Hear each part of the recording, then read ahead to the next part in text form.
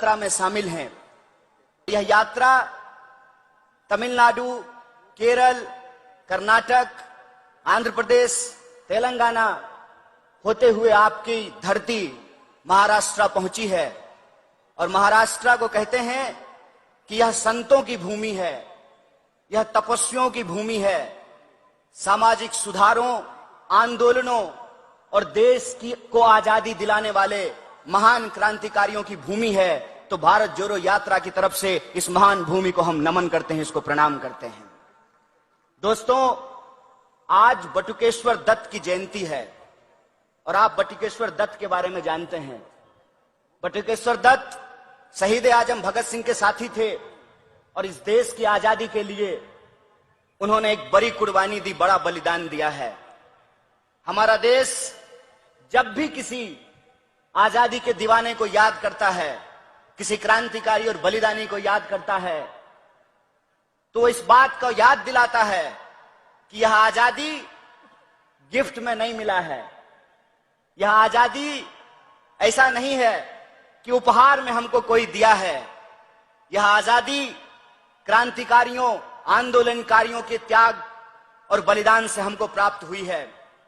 और यह जो आजादी है, उस आजादी का मतलब क्या है? उस आजादी का मतलब है कि इस देश के भीतर पैदा होने वाले, कश्मीर से लेकर के कन्याकुमारी तक, गुजरात से लेकर अरुणाचल प्रदेश तक, वो तमाम लोग चाहे मंदिर जाते हों, मस्जिद जाते हों, गुरुद्वारे जाते हों, चर्च जाते हों, चाहे उनकी पूजा पद्धति कुछ भी हो, चाहे वो टोपी लगाते हों, चाहे वो तिलक लगाते हों, वो तमाम लोग जो इस देश के नागरिक हैं, उनको हमारे संविधान ने, डॉक्टर बाबा साहब भीमराव अंबेडकर द्वारा रचित संविधान ने बराबरी का अधिकार दिया है। आजादी का मतलब है कि अंबानी साहब का भी वोट एक होता है और अंबानी साहब के घर में ड्राइवर की नौकरी करने वाला का भी वोट होता है। बोलिए, होता है कि नहीं होता है? दोनों का वोट बराबर होता है ना। ये जो हमारी आजादी है, ये जो हमारा भारतीय होने का एहसास है, भारतीय होने की जो हमारी भावना है, उस भावना को ही जोड़ कर रखने के लिए, और यह जो हमारा उम्मीद है कि हम इस देश के नागरिक हैं और इस देश का नागरिक होने के चलते हमारा कुछ अधिकार है, हमारा कुछ कर्तव्य है। हमारा अधिकार यह है कि इस देश में हम सरकार को टैक्स देते हैं और सरकार का कर्तव्य यह है कि वो बदले में हमारे रोजी रोटी, कपड़ा, मकान, शिक्षा, स्वास्थ्य, सड़क, बिजली, पानी की व्यवस्था करेगी। हमारा कर्तव्य यह है कि हम अपने आजादी को, अपने संविधान को, अपने तिरंगे झंडे को सम्मान करेंगे। और सरकार का कर्तव्य यह है कि हम जो उनको टैक्स का पैसा देते हैं, उससे हमारे आने वाली भविष्य को सुरक्षित रखा जाएगा, हमारी आने वाली पीढ़ी को सुरक्षित रखा जाएगा। पिछले कुछ सालों से ऐसा महसूस हो रहा है कि इस देश के भीतर जो आम लोग हैं, उनकी भावनाओं को नहीं समझा जा रहा है, उनकी उम्मीदों को तोड़ा जा रहा है और टैक्स हमसे वसूला जाता है और माफी अपने दोस्तों को दिया जाता है। हम अगर कर्जा लें तो हमको डिफॉल्टर घोषित करके, आम किसान अगर हैं तो उनको जेल में डालते हैं, उनको आत्महत्या करने के लिए विवश करते हैं।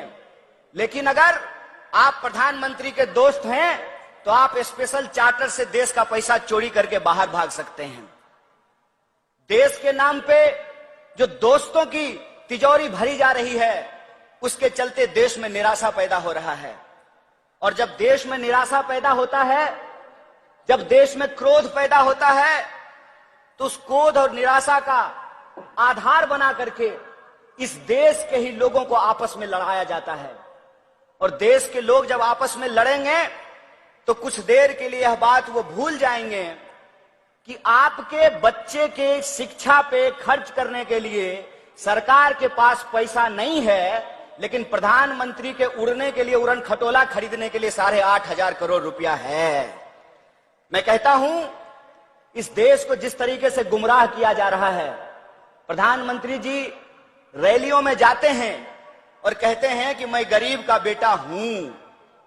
मैं कहता हूं कि अगर आप गरीब का बेटा हैं तो इस देश के अंदर सरकारी शिक्षा को क्यों बंद किया जा रहा है?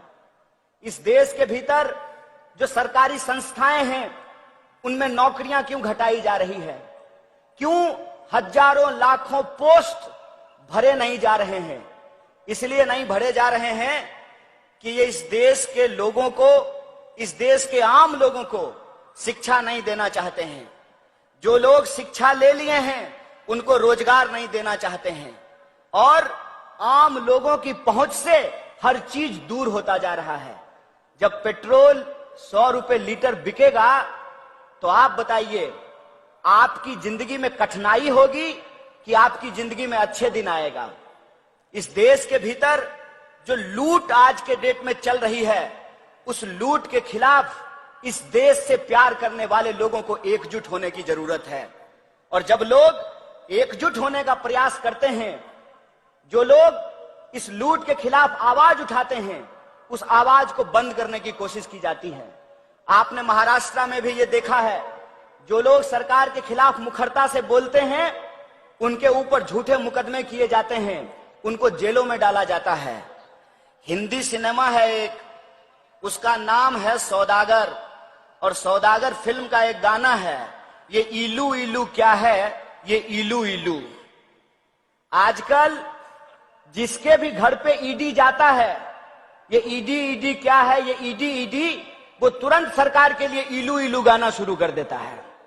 तो मैं इस देश के आम लोगों से कहना चाहता हूं कि ये वक्त डरने का नहीं है।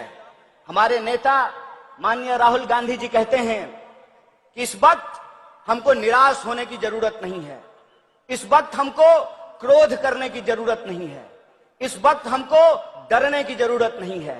इस वक्त हमको इस तिरंगे झंडे के नीचे इकट्ठा होकर इस संकल्प लेने की जरूरत है कि यह देश आम लोगों का था, आम लोगों का है और आम लोगों का रहेगा। उसके लिए हम कृत संकल्प हैं, उसीलिए भारत जोड़ो यात्रा की जा रही है। इसीलिए मैं आपसे यह आग्रह करने के लिए आया हूं। महाराष्ट्र एक क्रांतिकारी भूमि है। जब हमारी भारत जोड़ो यात्रा महाराष्ट्र में प्रवेश कर रही थी तो ऐसा महसूस हो रहा था कि हम संत तुकाराम की धरती पर जा रहे हैं, हम वीर शिरोमणि छत्रपति शिवाजी महाराज की धरती पर जा रहे हैं, हम डॉक्टर बाबा साहब भीमराव अंबेडकर, फूले और साहू की धरती पर जा रहे हैं। ये संत गजानन की धरती है। इसीलिए मैं आप सबसे ये आग्रह करना चाहता हूं, आज सत्य के लिए खड़ा होने की जरूरत है। और सत्य पे जब आप खड़ा होंगे तो सत्य से शक्ति आती है, शक्ति से परिवर्तन होता है। और परिवर्तन ये है कि हम इस देश के तमाम लोगों को इस बात का भरोसा दिलाना चाहते हैं कि भारतीय राष्ट्रीय कांग्रेस इस देश के आम लोगों के हक अधिकार के लिए लड़ी थी, इस देश को आजादी दिलाई थी, और भारतीय राष्ट्रीय कांग्रेस इस देश के लोगों के लिए लड़ रही है और उस मिली आजादी को बचाने के लिए संघर्ष कर रही है। इसीलिए हमारा आपसे आग्रह है कि भारत जोड़ो यात्रा में आप अपने मुद्दे को लेकर के शामिल होइए। महिलाएं महिला सुरक्षा को लेकर के शामिल हो, नौजवान अपने रोजगार के लिए शामिल हो, कॉन्ट्रैक्ट पर काम करने वाले मजदूर अपनी मजदूरी के लिए शामिल हो, आत्महत्या करने के लिए विवश जो किसान हैं वो फसल के दाम के लिए शामिल हो, जिनकी नौकरियां कोरोना में चली गई वो अपनी नौकरियों के लिए शामिल हो, और जीएसटी और नोटबंदी के चलते जिनका रोजगार बंद हो गया, जिनके उद्योग धंधे बंद हो गए, तो आप उस गलत नीति के खिलाफ शामिल हो। भारत जोड़ो यात्रा भारतीय राष्ट्रीय कांग्रेस के द्वारा आयोजित की गई देश की यात्रा है। देश से प्यार करने वाले हर नागरिक को इसमें शामिल होना चाहिए। आप देश से प्यार करते हैं कि नहीं करते हैं? जोर से बोलिए, इतना जोर से बोलिए कि आवाज दिल्ली से होते हुए कश्मीर तक जाना चाहिए। आप देश से प्यार करते हैं?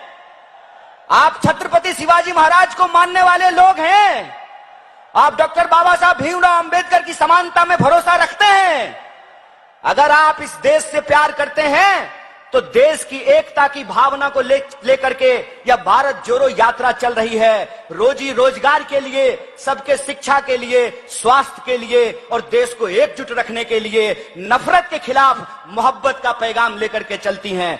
आपको मोहब्बत चाहिए ना, देश से प्रेम है ना, तो आप सब लोग भारत जोड़ो यात्रा में शामिल हुए हैं, इसके लिए तो हम आपको धन्यवाद देते ही हैं। साथ ही साथ आपसे अपील करते हैं कि प्रेम की यह मुहिम नफरत के सामने झुकनी नहीं चाहिए। और राहुल जी की एक बड़ी शानदार आदत है, राहुल जी चोर को चोर मुंह पे बोल देते हैं, और चोर को चोर जब आप मुंह पे बोल देते हैं ना, तो साजिश की जाती है। उस साजिश के खिलाफ हम तमाम लोगों को एकजुट रहने की जरूरत है। यह संघर्ष देश को बचाने की संघर्ष है। यह लड़ाई दो तरह के लोगों के बीच है, एक वो लोग हैं जो देश को बेच रहे हैं, एक वो हम लोग हैं जो देश को बचा रहे हैं। आप देश को बचाने के लिए तैयार हैं तो भारत जोड़ो यात्रा कदम दर कदम दिल को जोड़ते जाएगी और अपने लक्ष्य को जरूर पूरा करेगी। इसी आशा और विश्वास के साथ एक बार पुनः सम्मानित मंच को महाराष्ट्र प्रदेश कांग्रेस कमेटी के सभी नेताओं को और आप तमाम कार्यकर्ताओं को, महाराष्ट्र के एक एक नागरिकों को धन्यवाद कहते हुए अपनी बात को खत्म करूंगा। शुक्रिया। इनकलाब जिंदाबाद। जय हिंद, जय महाराष्ट्र। एक नारा और आप हमारे साथ लगाइए, छत्रपति शिवाजी महाराजांचा, डॉक्टर बाबा साहब भीमराव अंबेडकरांचा। बहुत बहुत धन्यवाद। धन्यवाद कन्हैया कुमार जी।